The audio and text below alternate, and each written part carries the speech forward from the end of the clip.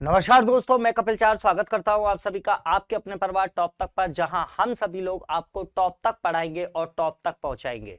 आज हम मूल अधिकारों की श्रृंखला में धार्मिक स्वतंत्रता के अधिकार के बारे में बात करने वाले हैं। तो गाइस आज रात 9 बजे टॉप तक पर होने वाला कुछ बड़ा धमाका। तो रात 9 बजे आना ना भूले, बहुत मजा आएगा और इस वीडियो को भी पूरा देखें, इसमें भी बहुत मजा आएगा। अगर हम धार्मिक स्वतंत्रता के अधिकार की मैं बात करूं यहां पर, तो आपको याद रखना, जैसे हम लोग कह देते हैं राइट टू रिलीजियस फ्रीडम। क्या कह देते हैं? Right to religious freedom. ये आपको मूल अधिकार संविधान के द्वारा प्रदान किया गया है। धार्मिक स्वतंत्रता के अधिकार की अगर हम बात करें तो धार्मिक स्वतंत्रता का अधिकार आपको संविधान में अनुच्छेद 25 से लेकर 28 के बीच में दिए गए हैं।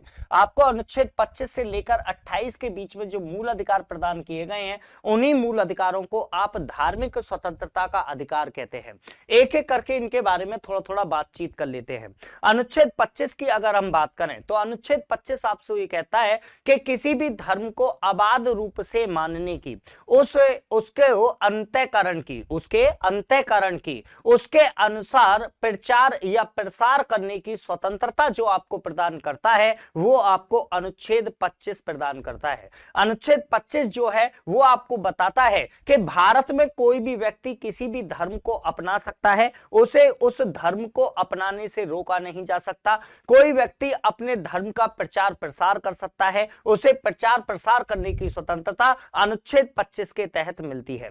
यहां पर आपको एक चीज विशेष तौर पर याद रखना चाहिए कि यहां पर हिंदू शब्द का क्या अर्थ होगा, यह भी सुप्रीम कोर्ट के द्वारा यहां पर क्लियर किया गया था कि हिंदू शब्द से क्या अर्थ निकाला जाए। तो आपको याद रखना है कि तीन धर्म के लोग कौन कौन से? सिख धर्म, बौद्ध धर्म और जैन धर्म। सिख धर्म, बौद्ध धर्म और जैन धर्म के जो लोग हैं, इनको भी हिंदू धर्म के तहत शामिल किया गया है। इसी प्रकार से आपने देखा होगा कि सिखों के द्वारा कृपाण को धारण करना, है ना, सिखों के द्वारा जो कृपाण को धारण किया जाता है, उन्हें उस कृपाण को धारण करने की जो शक्ति प्रदान की गई है, वो अनुच्छेद 25 के द्वारा ही प्रदान की गई है। अगर हम बात करते हैं अनुच्छेद 26 की, अनुच्छेद 26 आपसे क्या कहता है? तो अनुच्छेद 26 जो है ये आपको बताता है धार्मिक कार्यों के प्रबंध की स्वतंत्रता। क्या बताता है? धार्मिक कार्यों के प्रबंध की स्वतंत्रता। आपको यह स्वतंत्रता प्रदान की गई है कि आप किसी भी प्रकार के धार्मिक कार्य को मैनेज कर सकते हैं, उसका प्रबंधन कर सकते हैं। अनुच्छेद 27 की अगर हम बात करें तो अनुच्छेद 27 आपसे कहता है किसी विशिष्ट धर्म के समुदाय के बारे में, है ना, किसी विशिष्ट धर्म के समुदाय के बारे में करों को लगाने के बारे में स्वतंत्रता। ठीक है, आपको यहां पर याद रखना है इसका अर्थ क्या निकलता है। तो इसका अर्थ निकलता है कि राज्य के द्वारा ऐसा कोई कर नहीं लगाया जाएगा जो कर किसी धर्म विशेष की अभिवृद्धि के लिए खर्च किया जाए। इस पर रोक लगाता है आपका अनुच्छेद 27। अगर अनुच्छेद 28 की अगर मैं बात करूं तो आपको याद रखना है कि राज्य द्वारा वित्त पोषित शिक्षण संस्थानों में,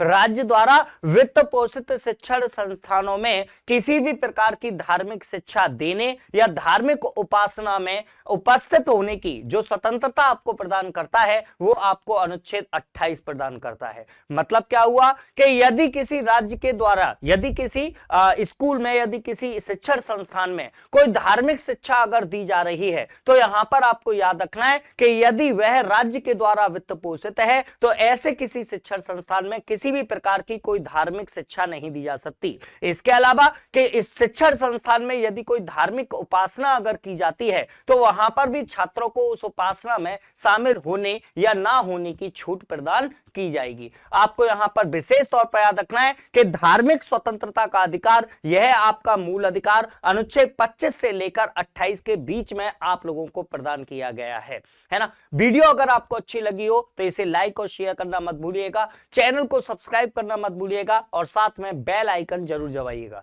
जय हिंद, जय भारत।